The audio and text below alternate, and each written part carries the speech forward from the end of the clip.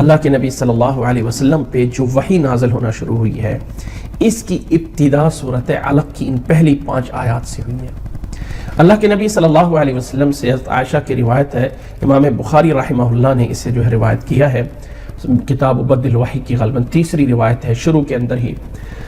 کہ نبی صلی اللہ علیہ وسلم کے جب 40 سال ہونے والے تھے، 6 مہینے قریب پہلے اللہ کے نبی صلی اللہ علیہ وسلم کو خواب آتے، اور جو خواب آتا آپ کو سچا ہو جاتا اور اسی طرح دیکھتے، اور اللہ کے نبی صلی اللہ علیہ وسلم کو علیحدہ رہنا زیادہ پسند ہو گیا تھا، یتحبب الیہ الخلا، اور اللہ کے نبی صلی اللہ علیہ وسلم سال میں سے 1 مہینہ پورا مکہ کے اندر ایک پہاڑی غار حرا تھا، جبل نور جسے بھی کہا جاتا ہے، اس کے اندر غار حرا کے اندر جا کے مہینہ رہتے تھے اور اس کے لیے راشن لے کے جاتے تھے، وہاں رات کو سوتے اور اللہ تعالیٰ کی کائنات میں غور کرتے، رات کو اللہ تعالیٰ کی حمد و ثنا کرتے رہتے ہیں، اس طرح کر کے پوری رات گزارتے۔ اللہ کے نبی صلی اللہ علیہ وسلم کا پورا 1 مہینہ وہاں رہتے، آتے جاتے رہتے، درمیان میں جب بھی کبھی کوئی کھانے راشن کی ضرورت ہوتی آ کے لے جاتے، لیکن وہاں جا کے رہتے غار حرا کے اندر۔ جب اللہ کے نبی صلی اللہ علیہ وسلم کی 40 سال پوری عمر ہوئی تو اس رات میں اللہ کے نبی صلی اللہ علیہ وسلم موجود تھے کہ آسمان سے فرشتہ نازل ہوتا ہے، غار حرا میں اللہ کے نبی صلی اللہ علیہ وسلم کو گلے لگا کے دباتا ہے اور فرمایا اقرا، پڑھیے اپنے رب کے نام سے جس نے پیدا کیا،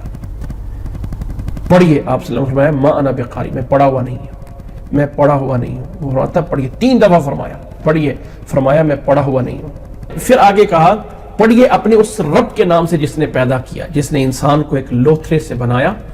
اور اس رب کے نام سے پڑھیے جو رب عزت والا ہے، جس نے انسان کو قلم سکھائی اور انسان کو وہ کچھ سکھایا جو انسان نہیں جانتا تھا۔ یہ آیات نازل ہوتی ہیں، اللہ کے نبی صلی اللہ علیہ وسلم ڈر کے گھبرا کے گھر آتے ہیں، اور اللہ کے نبی صلی اللہ علیہ وسلم جب حضرت خدیجہ کے پاس گھر میں آئے، تاریخ کے وہ الفاظ ہیں سیرت کے، حضرت خدیجہ فرماتی ہیں کلا واللہ لا یخزیک اللہ ابدا انک لتصل الرحم وتحمل الکل وتقری الضیف وتعین علی نوائب الحق کلا واللہ لا یخزیک اللہ ابدا۔ فرمایا نبی صلی اللہ علیہ وسلم اللہ آپ کو کبھی رسوا نہیں کرے گا، کیونکہ اللہ کو تو پہلے سے جانتے تھے نا، اللہ کی ذات تو موجود تھی، مکہ کے لوگ اللہ کو مانتے تھے لیکن اللہ کے ساتھ شرک کرتے تھے۔ فرمایا اللہ کو کبھی نہیں رسوا کرے گا، آپ غریبوں کے کام آتے ہیں، آپ لوگوں کی مصیبتیں دور کرتے ہیں، آپ صلہ رحمی کرتے ہیں، آپ مہمان نواز ہیں، اللہ آپ کو کبھی رسوا نہیں کرے گا۔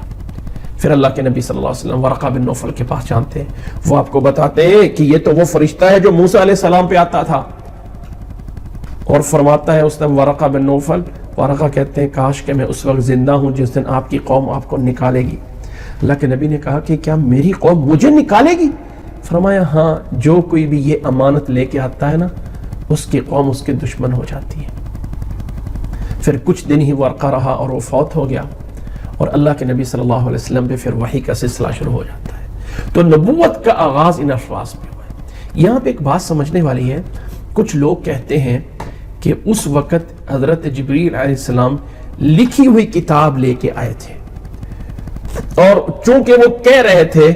کہ اس کو دیکھ کے پڑھو، اور نبی صلی اللہ علیہ وسلم کہہ رہے تھے کہ میں پڑھا ہوا نہیں ہوں تو میں کیسے پڑھ کے سناؤں۔